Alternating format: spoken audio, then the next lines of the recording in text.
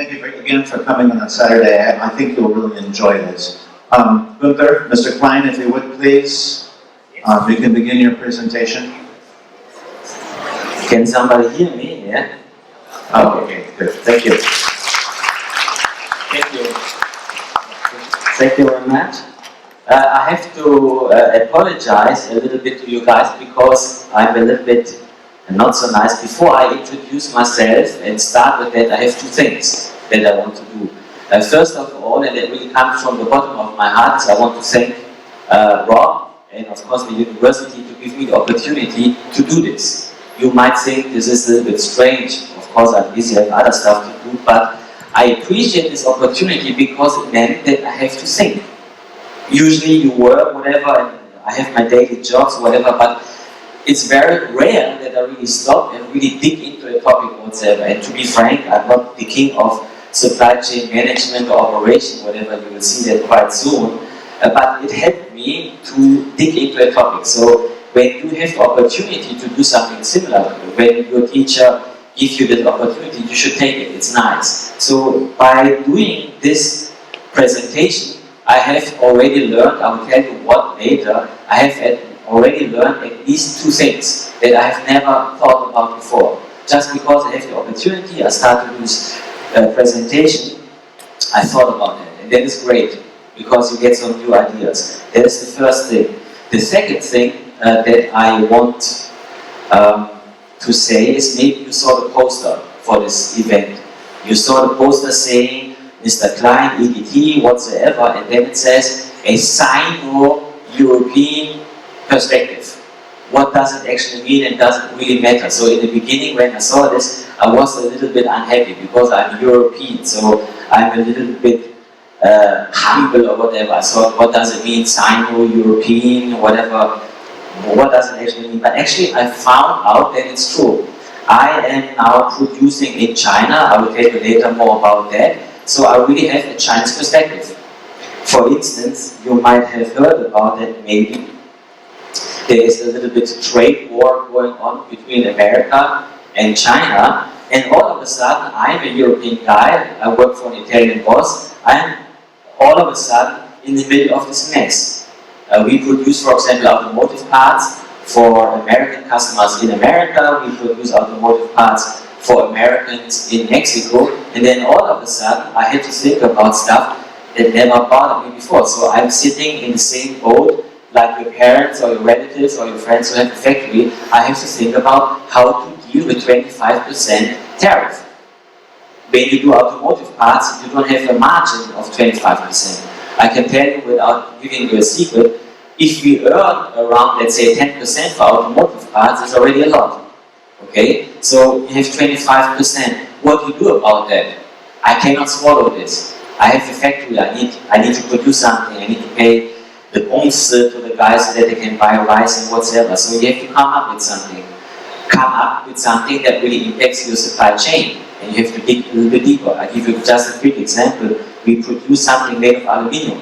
We buy it from a Taiwanese company. So I went to the Taiwanese and said, okay, can I get your material from Taiwan?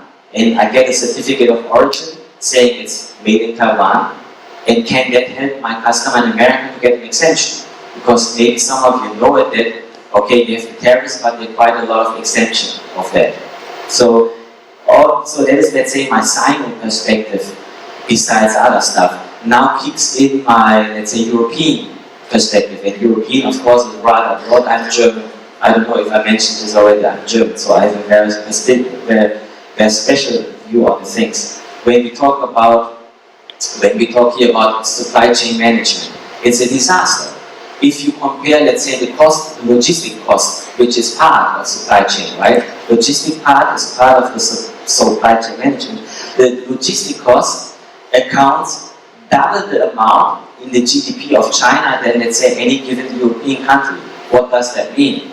That means you run an operation. I run an operation before in Guangdong.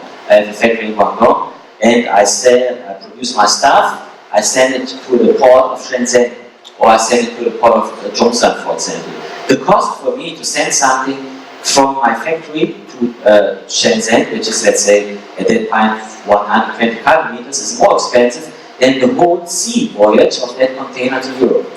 So when you now think about you want to set up a factory, I don't know, I'm now talking to Chinese and they're telling me to go to Europe, set up a factory, because their customers in Europe. Okay, so now my European perspective on supply chain management and logistics, which comes with that here in China, is it's a big challenge.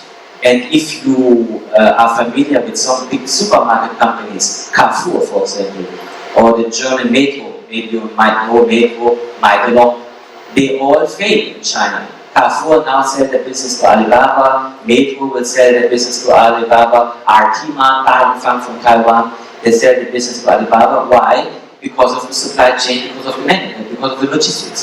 If you go to Europe and you go to Metro, if you go to Carrefour or whatever, what is their business? Their business is not buy some milk or noodles or whatsoever. Their business is logistics. They are king in getting stuff all over the country, having fantastic high-end distribution centers, whatever, and then get it to you as a customer for the lowest price. They all failed here in China, all of them. And that's why they all leave the country.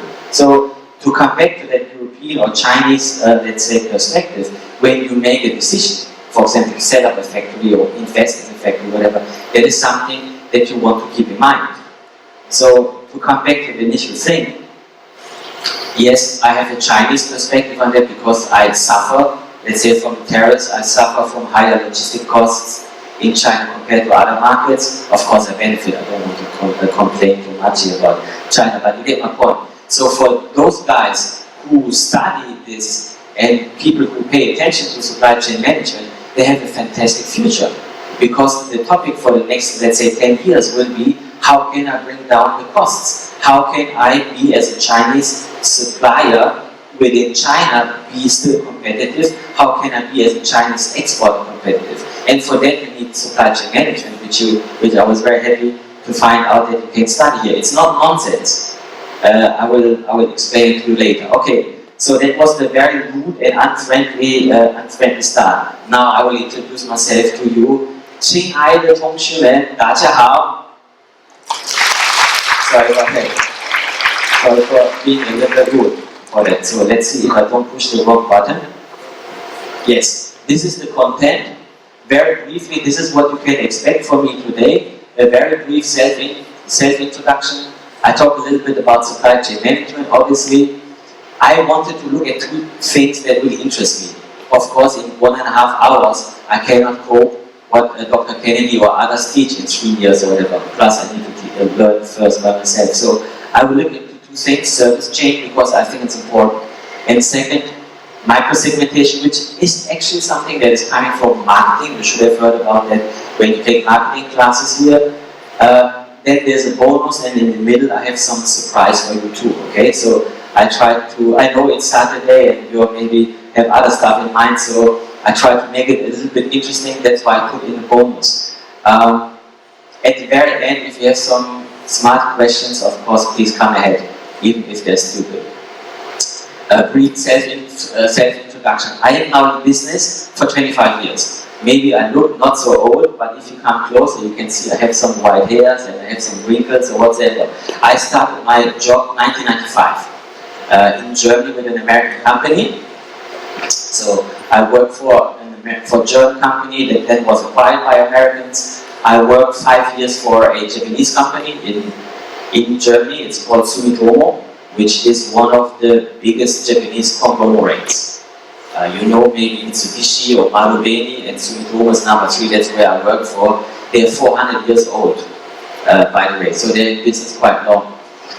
So as I said, I worked for German bosses, for American, for Japanese bosses. I had Chinese boss too, and we are still friends, so it's not always a disaster to have a Chinese boss, and now I have an Italian boss.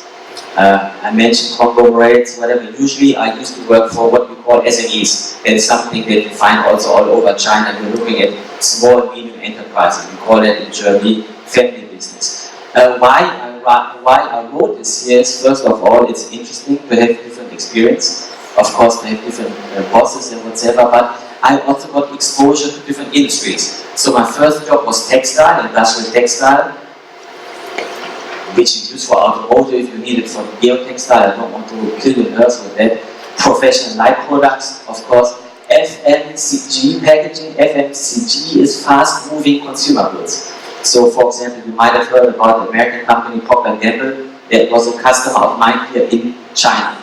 And they come immediately back to supply chain management. We have a big contract with this big American company with hefty penalties if you don't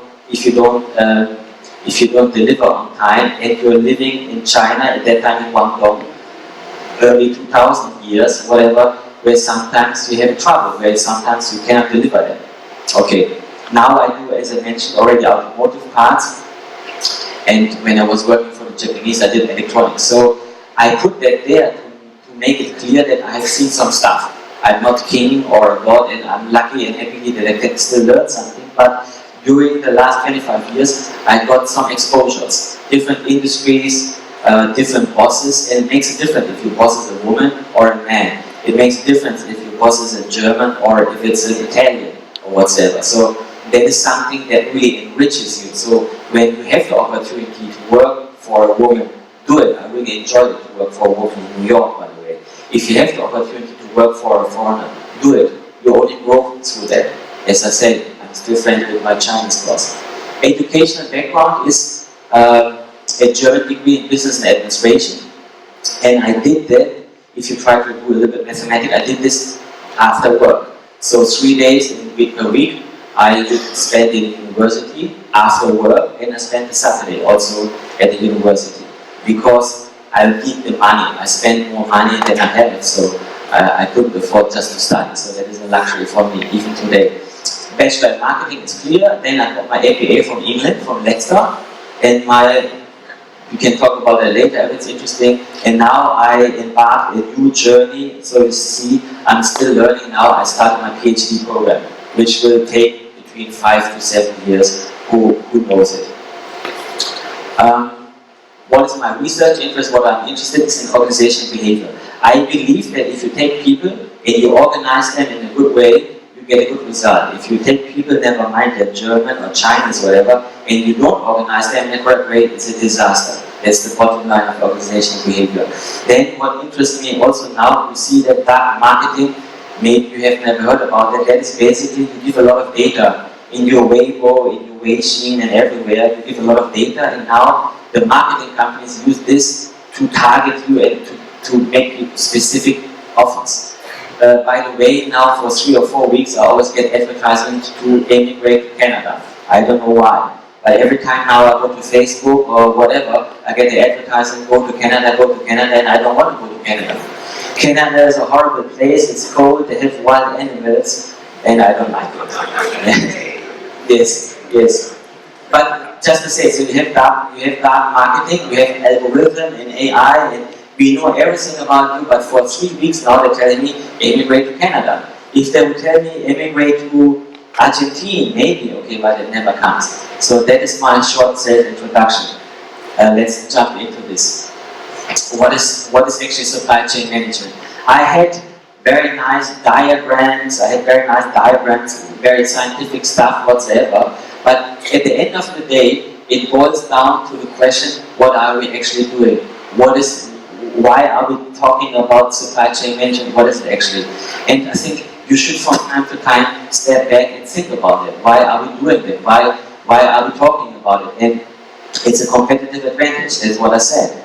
Where do you set up a factory? How do you organize your supplier? Are you based where suppliers are? You have heard now about Chinese companies, they close in China and they go to Vietnam. How about the supply chain? It's a disaster.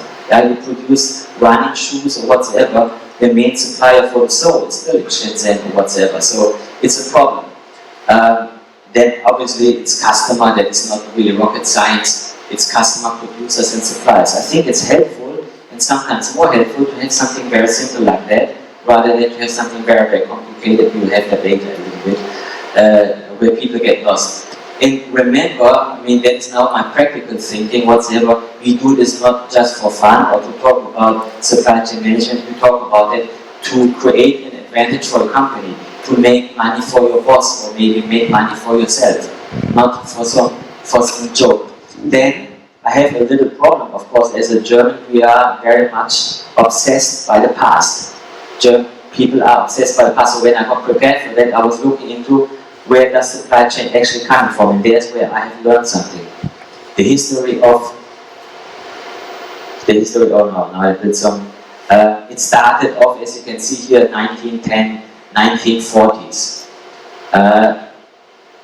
Which is actually, we will talk about that later on, which is basically when Henry Ford, Taylor, and the scientific management ideas came up. That is basically just logistics. Then, of course, 40s to 70s, this was also, it's not saying here, very much driven by the army. So the army also gets some ideas. Then we have the 1980s, where we still talk about logistics. At that time, still we don't talk about supply chain management, but we have tools like PCs to help us to do the job, basically. Then we have, in the 90s, the first big ERP systems, and then people started to connect the data, from their customers to their suppliers, whatever, to basically have a cloud. At that time, there was no cloud. And then, of course, now we have globalization, and now supply chain management kicked in. And later, I mean, if you talk about now Huawei 5G, these chips will lead, of course, to another level, to another paradigm shift, because you can follow your shipments better, you can see where is your delivery, when will it come to your production, whatsoever. But what I have learned here, and it's not on the chart, is I did something very stupid, because sometimes I do something stupid. I said, okay, supply chain management, when did they use that word for the first time, actually? And supply chain management was used first time 1982. Most of you, I guess, were not born, with few exceptions, were not born at that time. And then it was used first time 82, and I thought, why 82? What happened in that year? And you should know that, and you should try to take your lessons from that. 82 was when basically the automotive business in Europe was dead. You all know, for example, the German company Porsche. They make a very nice fast car. In the 80s, Porsche was dead. 80s, Porsche was dead. So they tried to think, okay, how can we become better? How we can increase our profitability? What happened is they started to do outsourcing. When you do outsourcing, your whole supply chain becomes more complicated, and maybe for the first time ever, you have a supply chain. Until the early 80s, a lot of the automotive companies, they were completely integrated. So let's say Datsun, they make the body by themselves, they still do today. They make their own engine, they don't do it anymore. They make their own car seats, they don't do it anymore. They make their own radio, they don't do it anymore. So in the beginning of the 80s, the factories started to say, okay, we need to lower our costs, we need to outsource. At that time, the big thing was outsource. And that's why you need supply chain management to manage that. At the same time, also please remember, in the early 80s, that was the time when electronic business slowly became big. And we have a production where you cannot do everything by yourself. When you start to think about the PCB, printed circuit board that you start to use for a computer, whatever, at some point, you cannot do everything inside. So in the 80s, they started to think about supply chain management because everything became too complex for electronic business, and for the automotive guys like Datsun, Toyota, but also the American GM, I don't want to overlook it, they also make cars, or something that looks like a car. So everything becomes more complex, so that's why they started to do that. I don't want to kill your time, or kill your nerves, especially with this, but sometimes it's useful to think, where does it actually come from? Because right now you are at a point where companies take back stuff. Okay, so in the 80s everything was outsourced, and now, especially Datsun, they had big problems because they outsourced everything, and then at some point you ask yourself, where's your competitive advantage? Who needs Datsun if you anyhow buy everything outside and just plug it together? Where's your competence? And for example, the American company Ford, they had their production closed, stopped for 3 or 4 weeks because one core supplier didn't supply them anymore. They had for one component, it was the lock, only one supplier, and that is of course dangerous. So now, you see it also as a cycle. Now is the point where people say, okay, now let's put it back. We want to integrate, we want to produce our own seats, we want to produce our own rims, whatever. I don't know if anybody from you ever went to automotive factory. It's quite interesting. Right now, they basically just assemble. That is also what a lot of Chinese factories do. They just assemble some components, but then the question is, especially for OEM, where's your core competence? How competitive are you? How likely is it that you can still make money and buy another Porsche or Mercedes 5 years from now? The likability is very low if you don't have competence. So that is the point where I really learned something, because, okay, where does supply chain come from and what's going on right now? Yes. I shouldn't say yes, I read somewhere. Well, the first thing that I want to talk about here as a trend or whatsoever is service chain. And I find this very interesting because we see now the business in China is changing. You see a lot of the traditional old factories that close down, whatsoever. So people find it more and more difficult to sell their products just as it is. Before you have a product, somebody will buy it. Now people want service. I have a Huawei phone, for example. I bought a Huawei phone. I have a problem.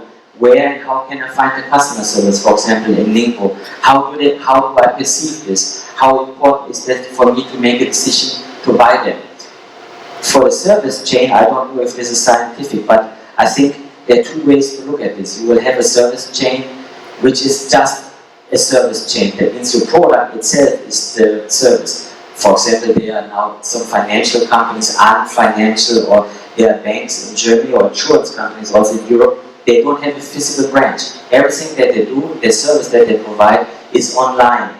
Okay? But this is for me not so interesting. What is for me more interesting and should be more interesting for you if you want to sell your products in the future is how to combine service with the product and how to ensure that the customer gets the service that he wants. Because as a matter of fact, it's getting, I tell you now a secret, it's getting more and more difficult to sell your products. I'm a car guy somehow, I apologize for that. For example, you are Audi, you have heard that maybe Audi or Porsche, nobody buys their car anymore. So what do they do now in Beijing is, they go into car sharing. So you basically don't buy a Porsche, you give them money and then they provide you mobility. That means you book on your app, how convenient is the app for you to use would be a question, whatever, and then you say today I need a Cayenne, next weekend I need a Porsche 911 to impress my girlfriend or whatsoever. They need to come up with this service, and you need to ensure that you can really deliver the service from end to end in a good way. I just read the news last week, Nike, you know that shoe company Nike, they offer now in America a subscription. That means you don't buy shoes, I buy shoes, my father bought shoes, my grandfather bought shoes, but now you don't buy shoes anymore. You subscribe basically the ability to walk somewhere or whatsoever. So the point that I try to make here with the service chain, the bottom line remains the same. You want money, you want to make profit or whatever. If you have a normal product, somewhat normal or whatsoever, you have to think how you can add something, services, end to end, to make money. Otherwise it will be very difficult. One other bad example, for example, is Green. You know that company maybe from Zhuhai, Guangdong, they produce air conditioning. By the way, never buy any Green air conditioning. They never do it. Buy out from Ningbo or whatsoever. So I have this Green, you call their service hotline in Suzhou that was, and then they talk to the warehouse, but they are on holiday. And the field manager there whatsoever is not responding. What I try to tell you here is we have a certain expectation for service, but most companies fail to deliver that. So when you talk about supply chain, of course you have certain services that are completely just a service. Your product is a service. Teaching, for example, is a service in that sense. But if you produce normal products, you need to be able to provide the service. And that is, I think, if I may say so, because I have Chinese friends where they also have to change their mind. They were used to sell a product.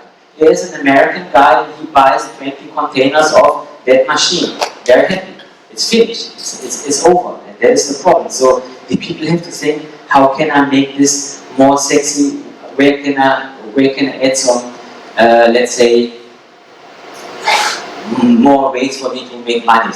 When you compare the traditional supply chain versus the service chain, you see there are certain differences and similarities. For me, what is only important is you make money with that, because I'm only interested in money, to be very frank. And of course, you have to understand the differences. But that really depends. That really depends on the nature of your business. What we can see, when we see here, is another word that I learned, the certain bullwhip effect. I don't know if anybody heard about the bullwhip. What does it mean? Is we collect so much data and we think we can foresee the future. So the app or the algorithm or some AI or some Indian computer nerd tells me, oh, the demand will go up for this item now in Mexico for certain shoes. I place the order at my supplier placed the order at his supplier, whatever. They all order more and more, and then it turns out it doesn't really happen. I can tell you, I get forecasts from my customers for automotive, also for Chinese automotive supplier, by the way, the automotive makers, and forecast is forecast. But with all the integration, with all the data, with all the automatic, let's say, work on the data, there are very few people who really take lesson from that or say, oh, is it true? Is it really possible that now we need to order 20 containers of that cloth to provide to that Walmart market in that province of Mexico or whatever? And that comes with the technology, which we are a little bit skeptical in Germany anyhow, but that is another topic. That's what I told you right now. Why is it important? I think if you see that service industry plays a supporting role in strategic emergent high-end industries, I would forget this for a while and think about China. You see so many services pop up, and people should think about that. Where is their role in the market anymore? You know, I've been to too many factories, and my heart is a little bit heavy and hard when I see them, because they will have no future. They were used to produce something, they don't add any service to that. That's a problem. And now is the time for you to study this, get a nice degree in supply chain management, also think about service chain, and bring this knowledge to such guys who otherwise will die within the next 5 years. Thought for food. Okay, I'm not talking about food now. It's just thought for food. I just want you to think about something. What I'm going to show you now is something I showed to some MBA students in Shandong, in Jinan, maybe 5 or 6 years ago. Have a look at this map, please. Have a look at the map. Anybody have any idea what this map is? Anybody has any idea? What does the map show? If you have an idea, you should make it like that. My eyes are not so good. Anybody, any idea? Okay, this, what I show you here, is the location of 3D print plants.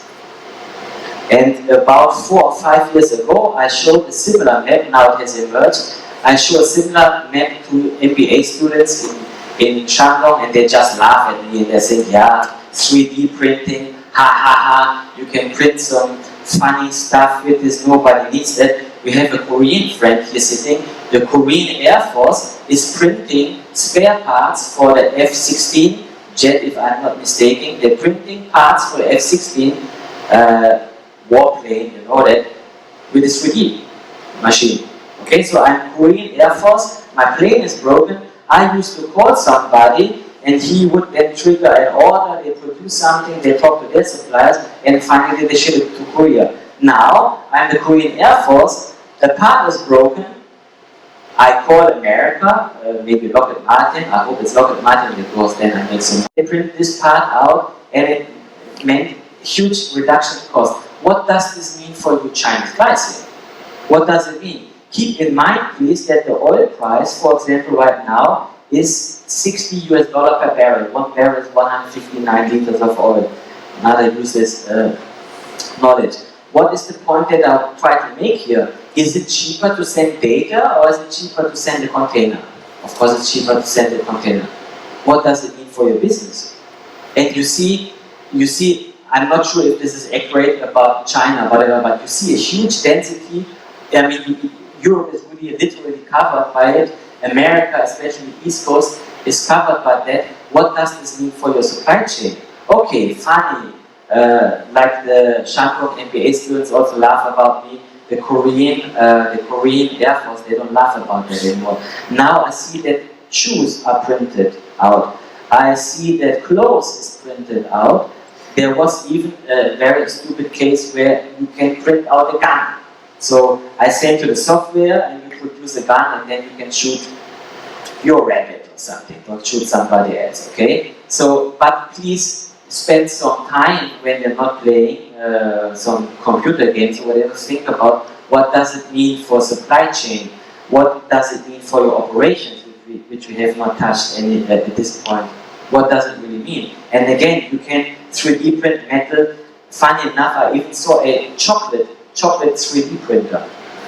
I remember as a kid there was a very funny movie from France. There was a factory and they basically printed chicken, whatever. And at that time everybody laughed and it was so funny, whatever, but how about you have a printer in your kitchen in 10 years and you say, I want to eat some KFC chicken or whatever, I just print out a chicken or something maybe that tastes like chicken or looks like chicken or whatever. I cannot urge you enough for those who have ears to think about that, what that means really for your business. And we will touch this later when we also talk about micro-segmenting. It completely puts the whole logistics. Who needs the logistics? Maybe there's a shop in Turkey and he has a 3D printer. I download the data from a guy from Pakistan or from Indonesia, whatever. I go to that guy in Turkey, print it out, whatever. What happened to logistics here? What kind of factory do you need to, what kind of guys do you need to provide the data? What is the impact on operations for that? If you take the products that you produce right now, or your relatives produce right now, they can be all replaced by that. Again, many people, all of them basically in Shandong have to admit 4 or 5 years laugh because they didn't see the significance, but there is significance. Trust me, and I'm not a technical nerd, I need people to help me to work on Excel or whatever. This is the reality. And see where it is. And why I mentioned the oil cost, there's a lot of talk, now when we talk about competitiveness of the Chinese supplier, there's a lot of talk about at which oil price is it more feasible to produce something in Mexico than to produce it in China. And that was even before the tariffs kicked in. Okay? So if you have time during this weekend or any time or whatever, think about maybe you have a good business idea. Maybe you come up with and you become the next Jack Ma or whatever because you have a super printer or something that can be printed out. Remember, clothes, food is being printed, all kinds of stuff is being printed, and this will impact again the way supply chain works. If you do it like that, you don't need a forwarding company. If you do it like that, you don't need logistics centers. If you do it like this, you don't need a production. I need then people who are designers. I need people who understand what do the customers in South America really require. Clothes. I don't know if I mentioned this. Clothes you can also print out by now. So I don't say it's useless to study supply chain management.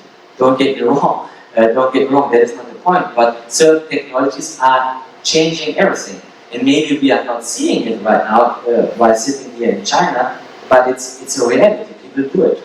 Let's say for me as a company, we use it for rapid prototyping already. Okay, so you get some drawing, and it has shortened our, let's say, development time and of course our production time magnificently. And it's not so expensive. It used to be very expensive. Now you get this 3D printer for 10,000 RMB. Sometimes you go to some fair 10,000 RMB or even less. I see it, okay? Think about it. That will impact the way the business moves, part of the business, and it will impact the way we should organize our business. And it should impact the way we learn, what we learn actually. From my perspective, and I'm again not a teacher or whatever, I'm just a normal guy. Yes, here is something that I mentioned earlier, that is actually something from marketing. It's called micro-segmentation.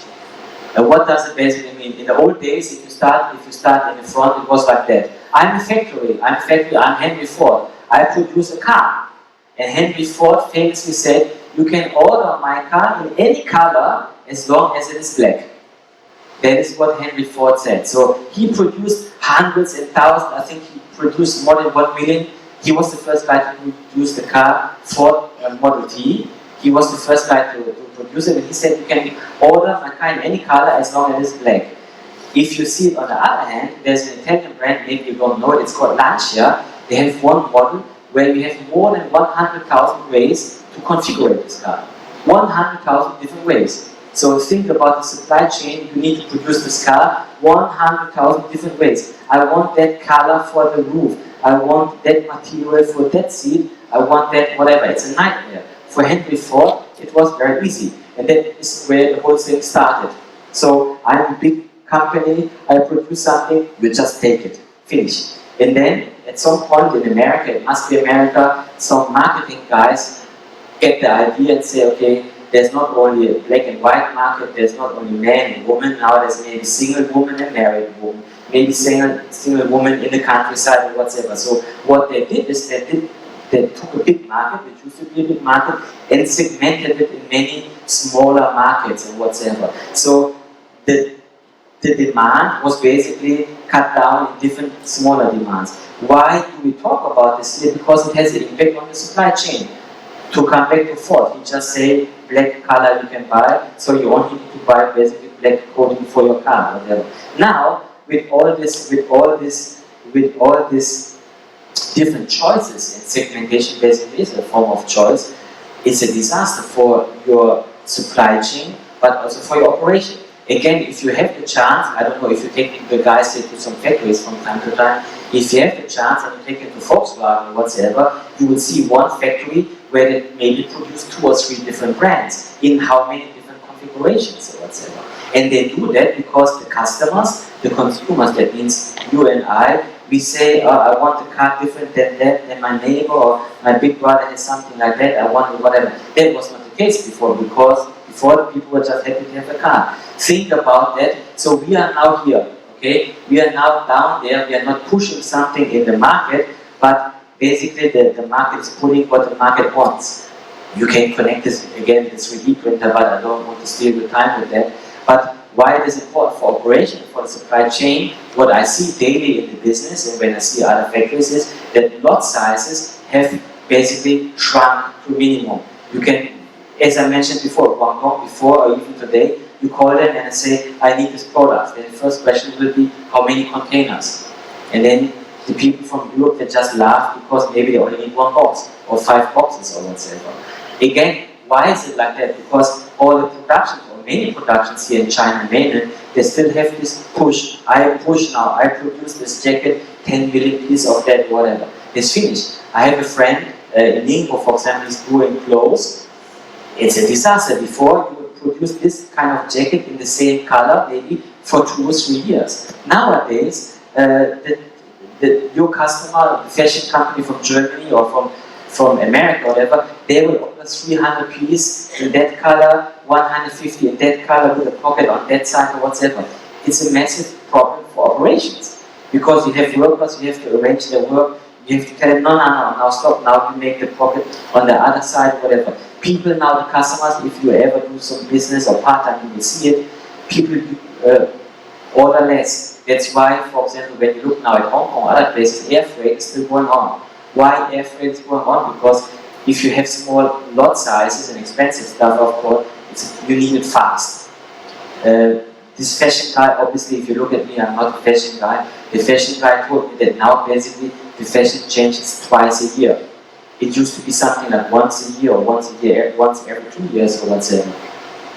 Maybe if you go to the Asian people, whatever, they never change in 100 years or whatever, but that's a rare case. So that is important for you, for you to understand that we move from take it, yeah, supermarket the same. If I now go to any German supermarket, you will see 20 different kinds of chocolates or whatever. There used to be only 1 or 2.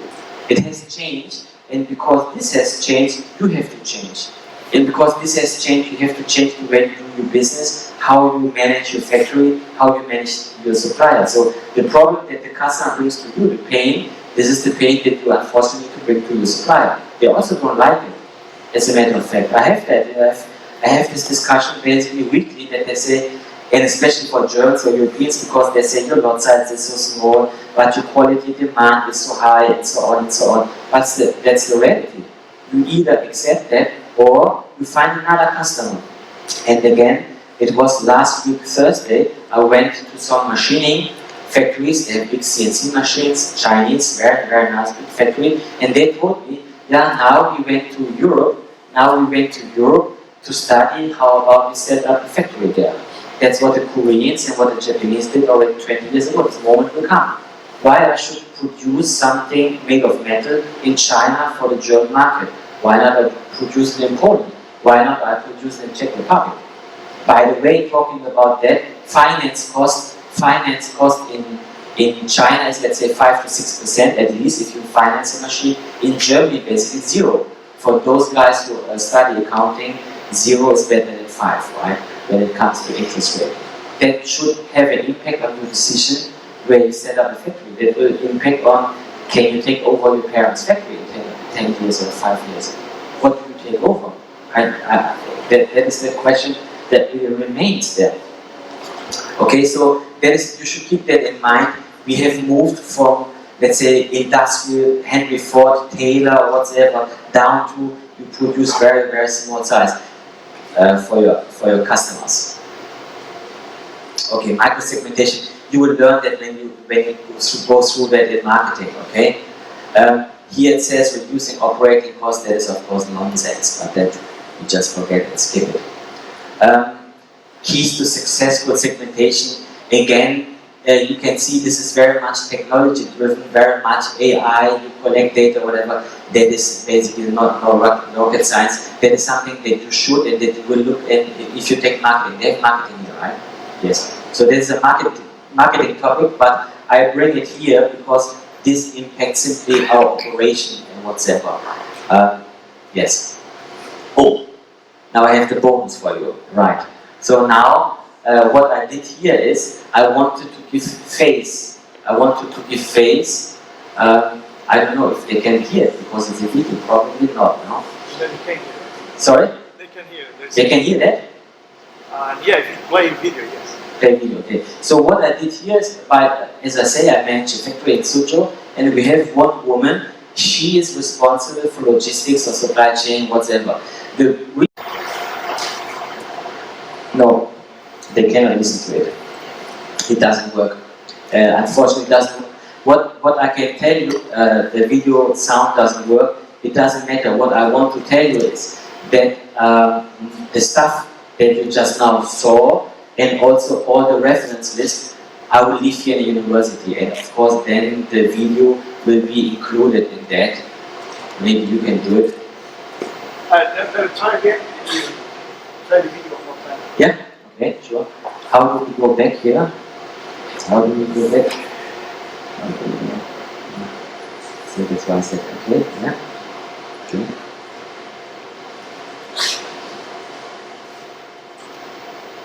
What kind of job do you do here in the company? Okay, I'm Amy, and I work in a die-casting company. It's an Italian company, and I worked here for 11 years. From the beginning, I worked in logistics department, and then I transferred to the supply chain, which include production planning, warehouse and material planning, and import and export, and some inventory management. Okay. And now you have also studied and you took some classes, whatever. You also learned something about supply chain management. Where do you see the biggest gap, the biggest difference in what they teach about supply chain management and what you daily encounter? I mean, where's the biggest difference between teaching and your daily life? The teaching? Yes. Supply chain management. Yes, you have learned something about supply chain management, right? And you have learned that it's like the theory, but you're confronted, you have to practice the real life. So where do you think is the biggest difference between what they teach and what you really do every day? That's how to say, supply chain. It's for me, it's good work.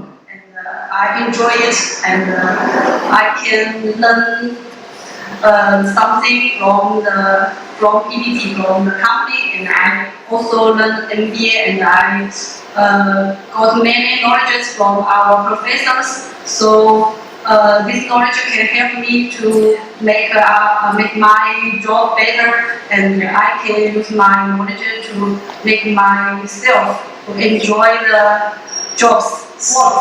That's good. Yeah. So Okay. I think I can balance the works in company and Okay. life. Right. In life. Yeah. Then one last question is because you're talking to MBA students now. If you had to study for MBA again, what would you do differently? What kind of topics maybe you don't want to study, or where would you focus more? So if you can do the MBA again, what would you do differently? If I will study MBA again, Yes. Yeah. I want to learn more knowledge about production, maybe for the lean production. Right. Yes, because supply chain has a big relationship with Sure. production. I think if I can balance these two factors, it can be more better Sure. than the present work. So then now you can wish them good luck in Chinese for their studies. Why? Why not? Yeah, you wish them good luck for the studies. Okay, and say bye-bye. Bye-bye. So, as you see, she didn't wish you good luck, but maybe in her heart, deep inside her heart, she wished you good luck. So again, to come back to that, why I put this here, because I want to put a face to that, okay? So when somebody does supply chain management in a company, there is somebody doing it. There's a face behind that. So when you buy your products, I don't say you should always think about a supply chain manager, but there is somebody doing it. Now, to come basically for me, the most interesting question for me in that sense is, what does a supply chain manager actually do? And I tell you, I know what she's doing today. Today on Saturday, she is in our factory because they have to clean up some data in our ERP system. So first of all, when you do supply chain management, there will be OT. Okay, so there's no supply chain management without OT, at least not in my company. And if you really ask me, I mean, I could now just tell you what is in the book or whatever, but I think that is not so interesting, at least for me. If you ask me what a supply chain manager doing is, he's trying to balancing, and he or she is doing communication. So balancing what I said earlier, you have the production, you have the sales, you have the purchase, you have the quality department, engineering department, all kind of stuff. And basically, because of you, everything works, or maybe that's what people think, because of you, it doesn't work. So if you are not stress resistant and you're easily to cry or something like that, supply chain manager, maybe it's not the kind of job that you want to take. So if I'm not a teacher, obviously, and I'm not teaching supply chain manager, but if somebody asks me, what does it take for a supply chain manager, same by the way for operation manager, is communication skills. So if you cannot convince your boss that you need 2 or 3 more days, or if you cannot convince the guy on the customer side, it can be internal customer or external customer, if you cannot convince them, you lose, you are out. There will be no bonus, there will be no happy ending. If you cannot talk to the production guy, make a little relationship with him and say, okay, can we produce a little bit more, put a little bit in the warehouse, but then finance will cry, you have a problem, you will not succeed. If you can talk to the finance guy and say, okay, we have now a little bit higher, but we have that forecast, this and this projection, then you can survive and then you can succeed. So to come back to this, of course you must study and listen carefully to what Dr. Kennedy tells you. That is, let's say, the basics. That is like you can speak English or something, or you can cook rice, or you can cook noodles. That is the basics. But if you want to excel, you could argue this is also the case for any job in real life, in real society, as you students sometimes call it. It is the ability to have conflicts, to empathize, and to communicate your point. If you're not able to do that, you cannot succeed.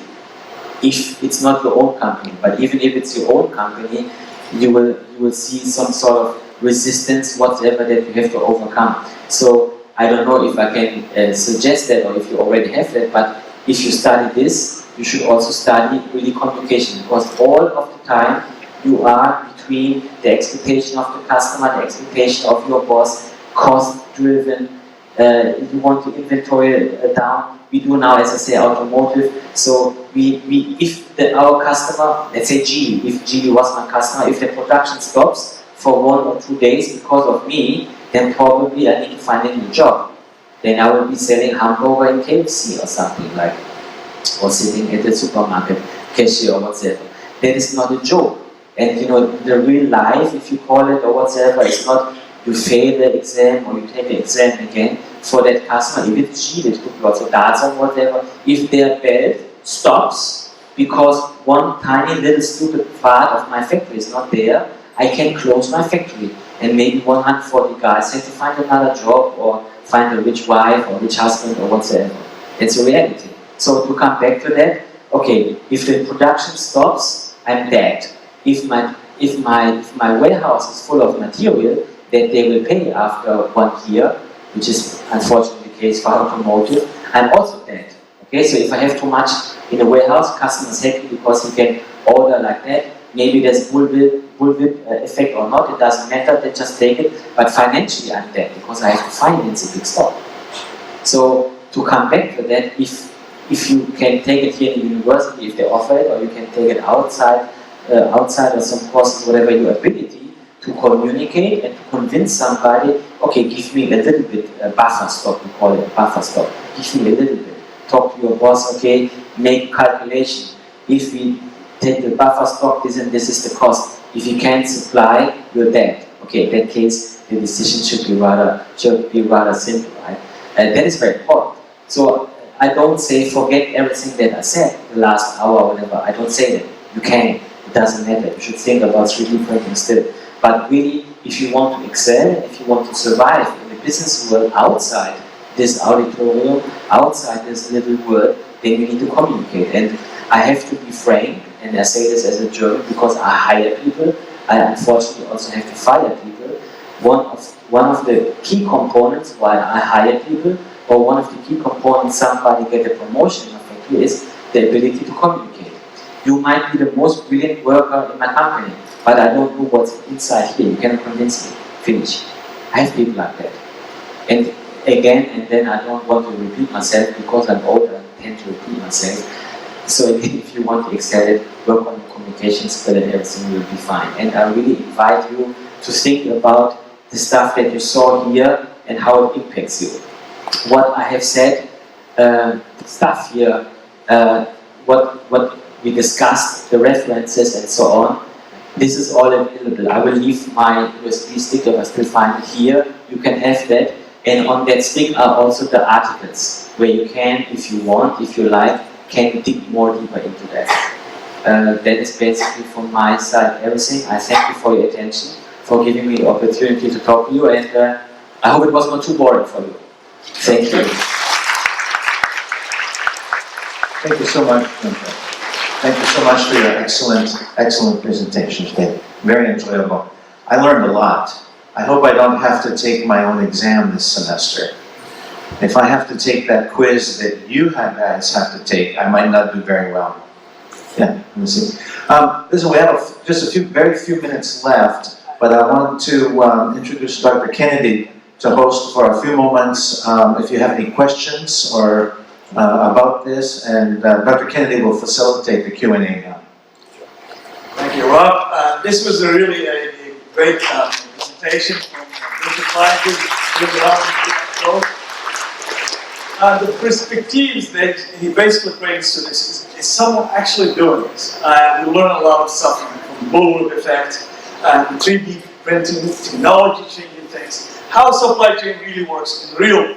So what we wanted, and the reason we invited Mr. Klein is basically to give us that perspective. Someone doing the actual work, how important it is. So we'll take quick questions. But first I'd like to ask the first question. Why you're in China? Why are your companies in China? Why I am in China personally? No, the company itself. Why companies come to China? Well, usually what happens is your customer is dragging you into China. Let's say, for example, my first company factory here in China that I worked for, that was producing packaging. That was a German company that was then later acquired by P&G. They come to China and then you need to follow them. So they basically pull you. So if they go to Mexico, you go to Mexico. If they go to Antarctica, you have to go to Antarctica. And my question again is why companies even come to China? What is the benefit? Why don't they go somewhere else? What is the attraction to come to China? What is the benefit they gain? Well, there was a before and there's now. China was once called the factory of the world, which was really, let's say, related to two aspects. One is the low labor cost, gone. I can tell you that if you take a normal worker now, the average salary, let's say, let it be 4,000 or 5,000 RMB for a worker, is equal to North Europe, Poland, Czech Republic. That is gone. Another thing is, which is sad, which has been now changed, luckily by our current government, is that certain rules, environmental protection and so on, was not there at the beginning. So people did, Chinese and also foreigners, did very dirty stuff, didn't take care about the environment. So what you produce here was much, much cheaper than in Germany because basically you just dump the rubbish in the backyard or whatever. This has changed. But that has, of course, also influx now on the cost. So, for example, from our old company, we have some processes, chrome plating, for example, chrome plating is in China more expensive than in Germany. Plus, it's more and more difficult to become worker because everybody's sitting in a university, like you guys. Okay. All right, thank you for the answer. Any questions from your side? Yes, please. Yes, go ahead. Do you have microphones? Someone give microphones? Actually, Maybe. let me give you mine. Okay, I'll help you. Where are you? Yeah, black t-shirt. Thanks for asking a question. We really need someone. Yes, appreciate that.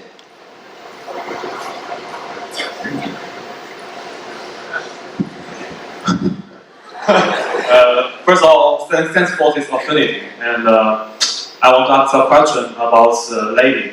The lady mentioned that her would change his job from logistic department to supply chain managed department. But from my It was Klein, so it. So no microphone. So her job changed from logistic to supply chain, and then. From my side, I think kind of more about it. And I do see some Chinese university combines two different programs together. And I wonder, there are anything difference between the logistic department and supply chain department? Yes, it's a very good question, and it's a very good question and a little bit hard to answer. I would say it depends on the nature of your company. As I have mentioned earlier, I only deal with SMEs. Okay, SMEs, you have one guy taking care about everything. Let's say supply chain management, logistics, maybe even go to the warehouse or whatever. If you look at more, let's say, complex companies, we were talking about fast-moving consumer goods whatsoever. There you will have a planner for the packaging. You will have a planner for that. You will have a incoming logistics, blah blah blah, whatever. So you have really a big department. But as you know, when you go to smaller companies in Zhejiang or in Jiangsu, it doesn't matter. You have one guy. It's like, or even Guangdong. Let's say you have one accountant. That's the wife of the boss usually, right? She's doing, let's say, financial analytics. She's doing this and she's doing that, whatever. But in reality, when you are a smaller company, you would expect everything together and it's merged. So it will be very difficult. Another thing where I'm more familiar is the question sales versus marketing. You will have one guy, he's doing sales. Who's doing marketing? And sometimes he's also doing marketing. So in a smaller company, you will see this not very let's say, foggy or whatever. If you go maybe to Huawei, to GV or Dazong or whatever, you will see it more clear.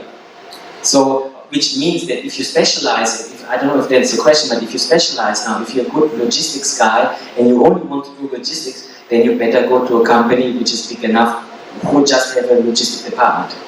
I hope that this was not too much bullshit. And to just follow up on what Guenther said, it's basically it depends on the company. Big company, then you have everybody specializing in different area in supply chain itself. So logistics, warehousing, networking, communications, all those things, purchasing order. Yes, it all really depends, but at the same time, we call them all supply chain. Thank you. Any other questions, please? Yes, Jerry, this side. So we have a little bit of time. You can play a quiz or sing a song or something. We make daily exercise, so Yes, thank you. You should wear my. You should wear my. Can you wear my misfit? Can you wear it? Collect steps, no? I still need 4,000 steps. So maybe that is a good way to help me out. Yes. Hello. Yeah, as we mentioned about the wave effect before, which is a huge number of data that will causes differences between the reality and the prediction. I want to know what is your strategies or your solutions in the real business to handle this kind of questions? It's just based on your experience, or there are any other kind of tricks to solve this kind of problem? Unfortunately, I wish there was a simple answer to that. If so, I would be very rich, write a book, and just retire already. So unfortunately, there's not one thing. The problem is a little bit, I would say, this bullwhip effect among other risks is something about responsibility.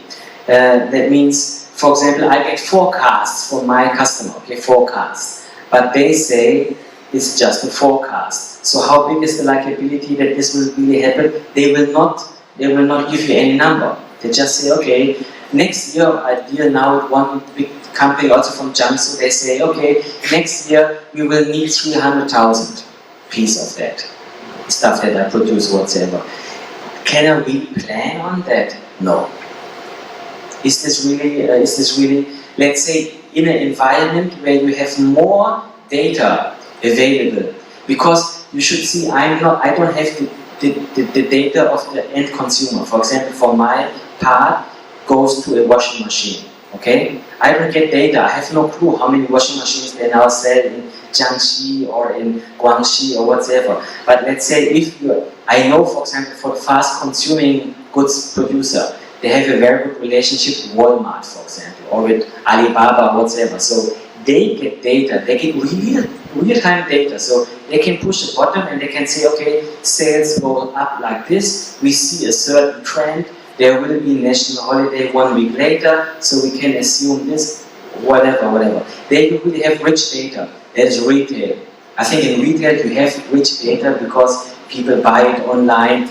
They all collect data. I mean, this Walmart, Darren, whatever, their business basically is collecting data. We check the same. If you are in that, let's say business, whatever, fast-moving consumer goods, it's possible to get more data and more reliable data and better algorithm or whatever that they call it, to make predictions in the future. But for industrial goods, like in my case, they don't give you that. I don't know. I have no idea if I maybe stumble on an article about white goods, that's how they call it, like say washing machine.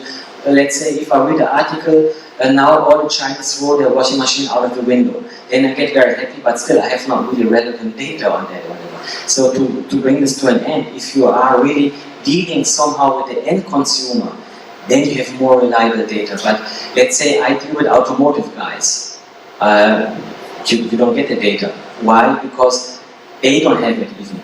They even don't have it. You see, the government maybe introduced a new rule. You have heard about that now for the exhaust here in China. Before they have Guo Liu, now Guo Wu, then they have Guo Liu, now they have Guo Liu B, for example. Some environmental standard for cars, okay? That in a market, let's say in China, they have very difficulties to plan ahead. So even the big automotive guys can't do it. So to come back, if your business is related to retail market, you have enough more data than you can really digest. But in the industry, if you produce generators, if you produce cranes or whatever, it is very foggy. That means the question is, do you take risk or does your customer bear the risk or whatever? On how much cash are you sitting?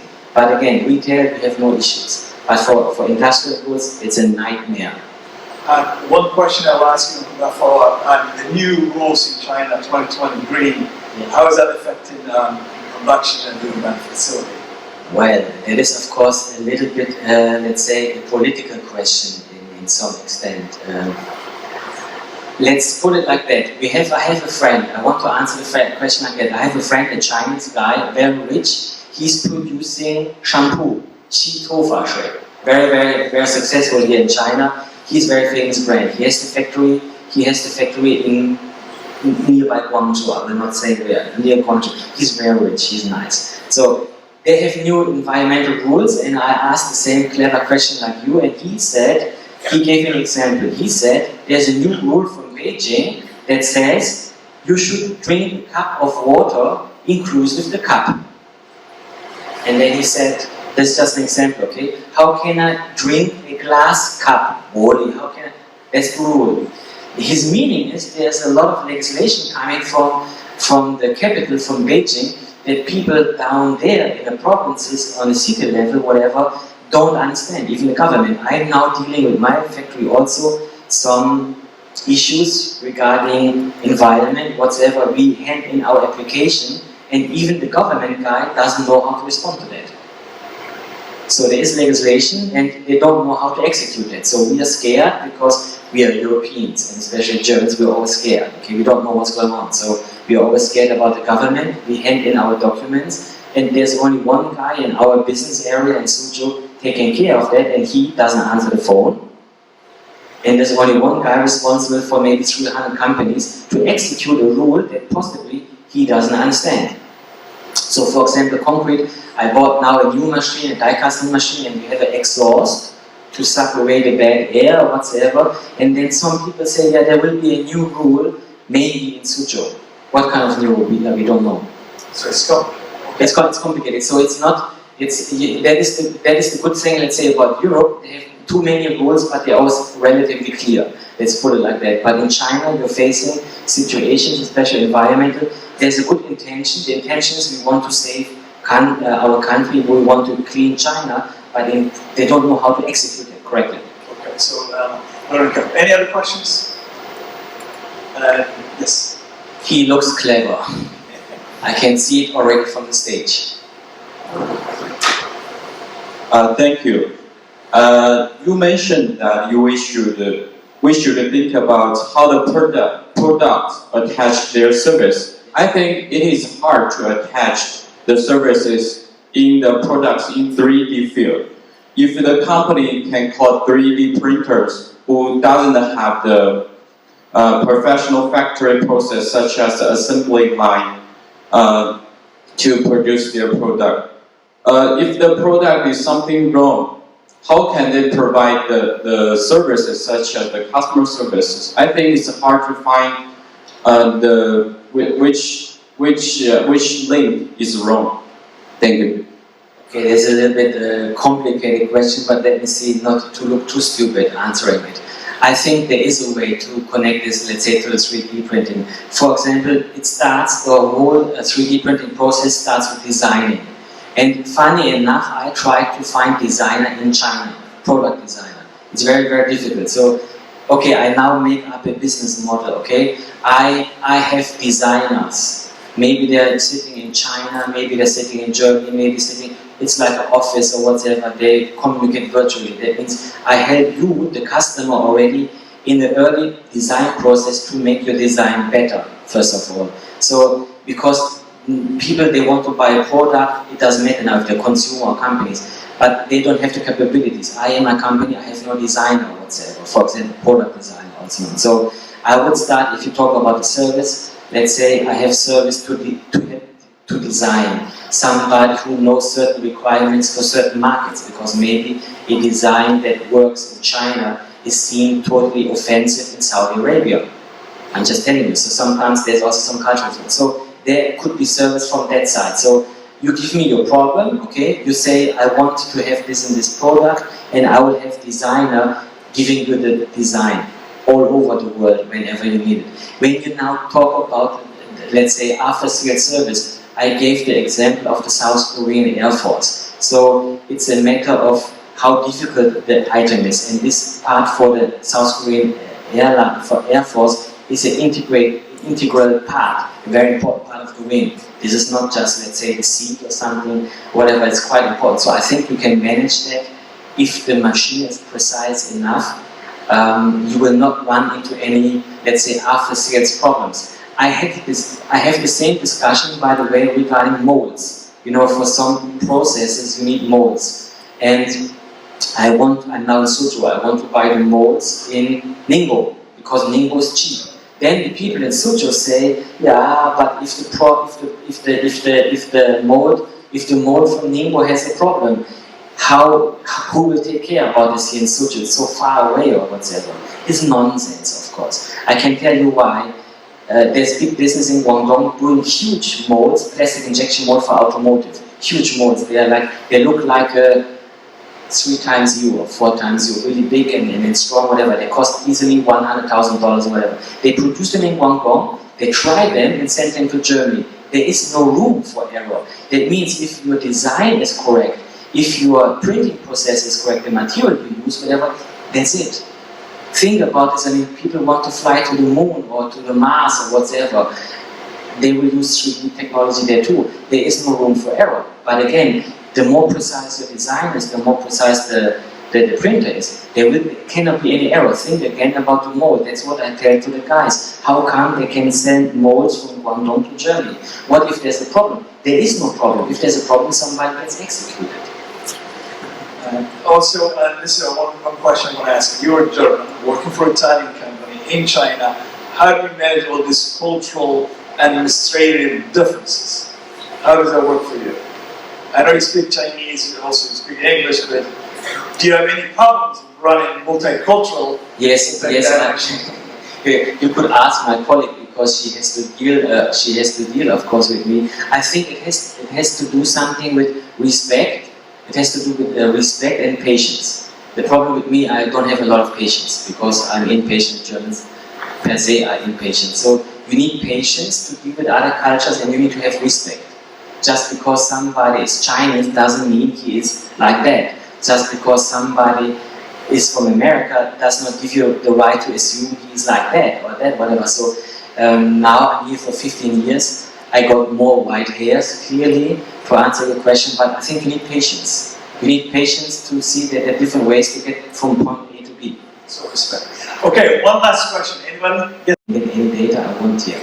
So the advantage is you are more clever in that case, and you have less legislation and less borders to stop you analyzing the data that you have. That's your advantage, and that's why many people come to China and say, wow, there's much more advanced here, whatever. So the amount of data and the access to data is much better here from one perspective. Okay, thank you very much. That's the end. I'll give last word to Mark. Okay, thank you all for coming today. Thank you for your good questions. Thank you, Dr. Choi, for your support. Dr. Kennedy, thanks for facilitating the Q&A. Soon to be Dr. Klein, thank you for your insights. I think that just in the Q&A, we got a couple really, really valuable and interesting points. So, listen, before you leave, don't forget your selfie, or you'll cry later. You need it for your attendance. And, Guenther, I just want to point out that I think you should keep an open mind about Canada, because Canada's a wonderful place. It's about 50 years behind, but it's very nice. So thanks again. Thank everybody. And the IT guys, thanks too.